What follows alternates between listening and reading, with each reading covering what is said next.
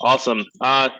So Andrew, I know that you and I have been talking a lot about build to rent over the past few months, and this is a place that I really have a heart for from all three facets of my business.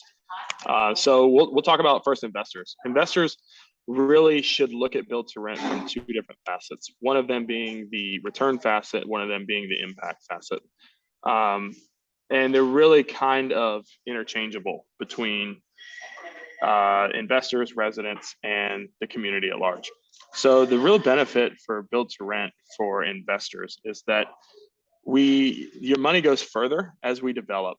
We're taking an asset from dirt to riches, essentially. So when we identify an asset that is in a great market, it has really strong economic drivers and potentially in an opportunity zone, we have a real opportunity to take in less money and build a valuable asset that you're really going to pay less for than you would in an acquisition. And that's really one of the strong suits of build to rent. You typically will always build for a lower cost than you will acquire for. A $50 million apartment complex, you're probably going to at least pay 50 million for it.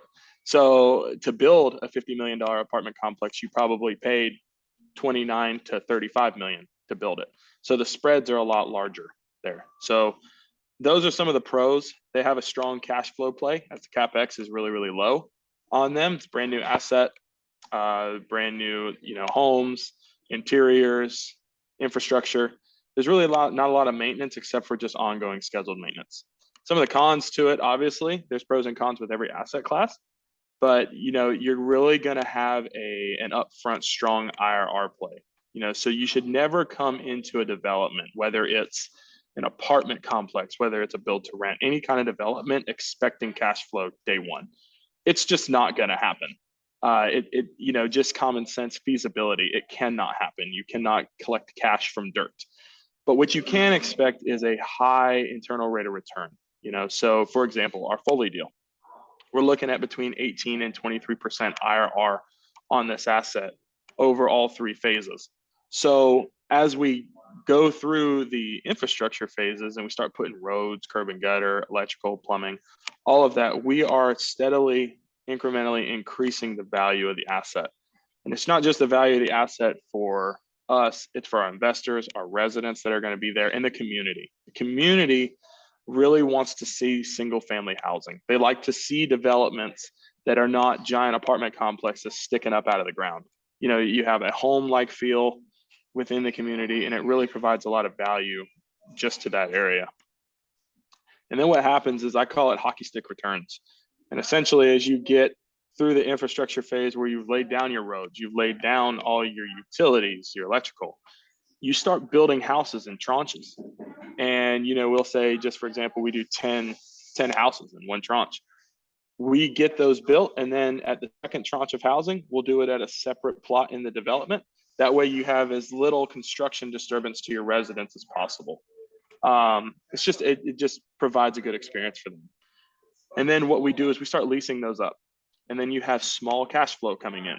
And that's where we give a range of that 6 to 14% because you start out on the low end because you don't have as many houses there yet. So you have small cash flow. And as it gets built closer and closer to stabilization, you have that stronger hockey stick cash flow coming in, and your IRR is still playing because we are steadily increasing the value of that asset.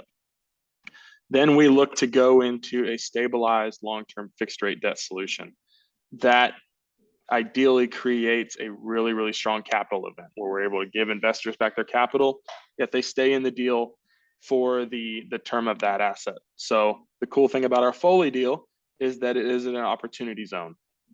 So we are going to look to hold that asset for the full 10 years. That way we give investors that really strong capital gains elimination play that comes with holding in an opportunity zone. So, the pros of build to rent, obviously strong returns, strong IRR, impact on the community. We're able to really bolster the value there. We're building a, $50 million asset and only paying 35 million to build it. You get really, really strong leverage. You can sometimes take down at 90% leverage where you're only raising, 10% of that is geared towards equity. So really small raise, really large project creates better slice of the pie for all investors and everyone involved. It's just a really, really strong movement that we're seeing across the landscape.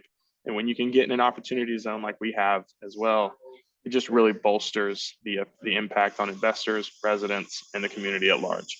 And then we're obviously, our mission is to be on mission through real estate. So we're going to take that, what we get out of that, we're going to go around the world and help missions with it as well. So I'm a huge fan of build to rent. I see that as the movement going forward. Obviously, a lot of institutions do as well, but this is going to be the impact on the real estate space moving forward as we move into, and we're already in a really sizable rental market.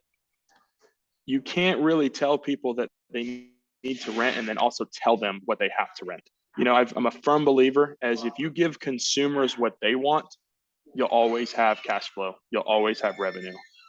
Don't flip it around and give consumers what you want because they have options at that point. But if you give them what they want, they'll take great care of you. And that's what we're going to do in our build to rent communities.